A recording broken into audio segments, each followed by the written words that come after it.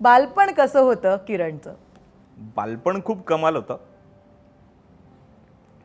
अरे एकदम डायरेक्ट फ्लॅशबॅकला गेलो मी. बालपण खरंच खूप कमाल होतं. काही काही मेमरीज माझ्या आत्ताही आठवणीत आहेत.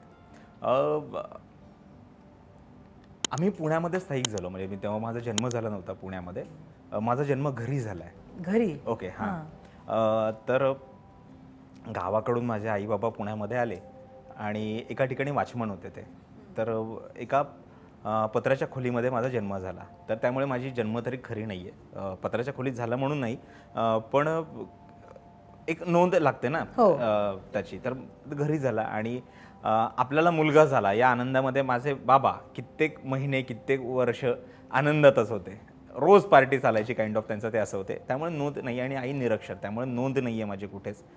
तर मग शाळेत जाण्यासाठी कुठली तरी डेट ऑफ बर्थ लागते, म्हणून ती 12 जून, कदाचित तो दिवस असावा तोच, म्हणून ती 12 जूनची इथे लागलेली ती घेऊन फिरतो मी. आणि त्यामुळे मला खूप भारी वाटतं. जे काही म्हणतात नक्षत्र वगैरे लागतं तुझं काय वगैरे वगैरे, ते काही नाही आहे माझं. खुली किताब आहे मी, असाच आहे. आणि बालपणात म्हणशील तर खूप मजा केली. खूप लहानपणापासूनच सगळ्या जबाबदारींची जाणीव मला सुरू झाली आणि कदाचित फार कमी पौगंडावस्थेत येण्याच्या आधीच मला जबाबदारीची जाणीव झाली आणि त्याच्यामुळे मी जरा सुदैवाने नीट वागायला लागलो.